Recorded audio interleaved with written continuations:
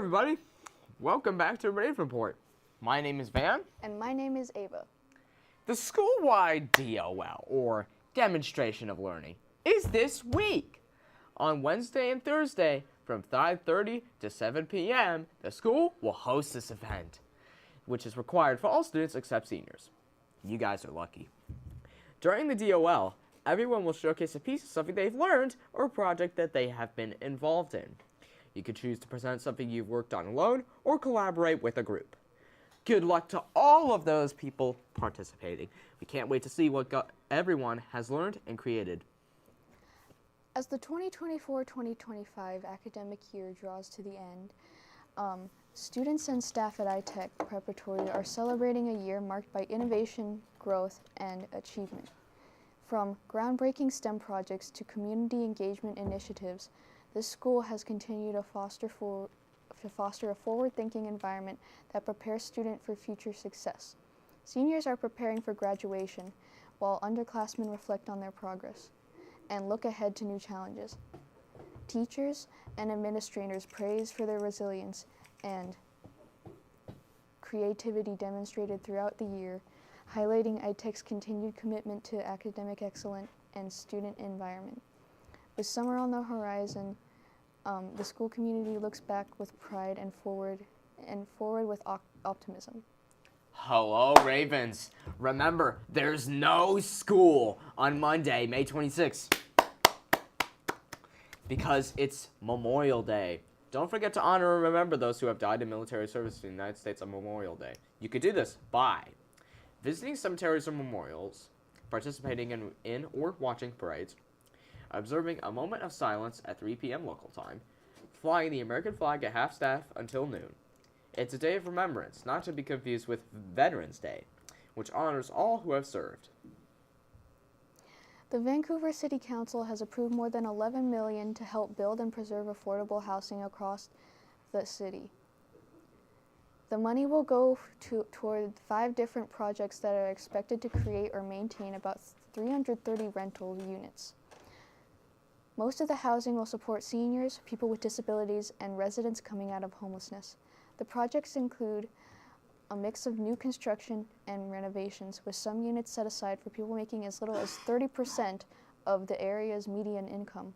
City officials say that this effort is part of a broader push to keep housing accessible, and as demand and costs continue to rise. The first overland migrants to Oregon, intending primarily to farm, came in 1841. In 1842, a slightly larger group of 100 pioneers made the 2,000-mile journey to Oregon. In the years to follow, the number of immigrants boomed.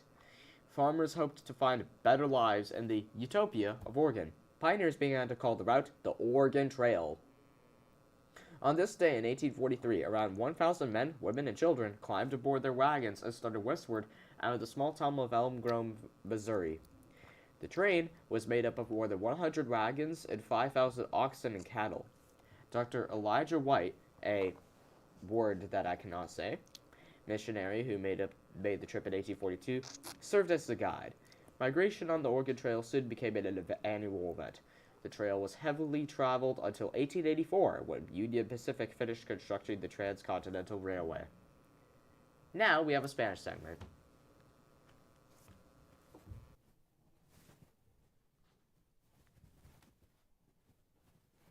La demostración de aprendizaje.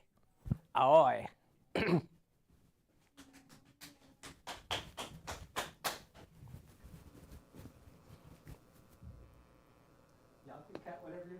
All right. The Nintendo Switch 2 is set to release within 2 weeks, and important news about the details of your owned Switch 2 is actually a license. Nintendo will be able to detect your Switch 2 being modified and will be able to permanently shut it off, which, as it sounds, is outrageous. Along with your Switch 2 being a license, each game sold in physical copy won't contain the game's data within it, but rather a key to unlock the game for your system, practically making most physical purchases useless. Also, the EU is currently against that stuff too, so yeah, good job EU. Now we have top 5 animals.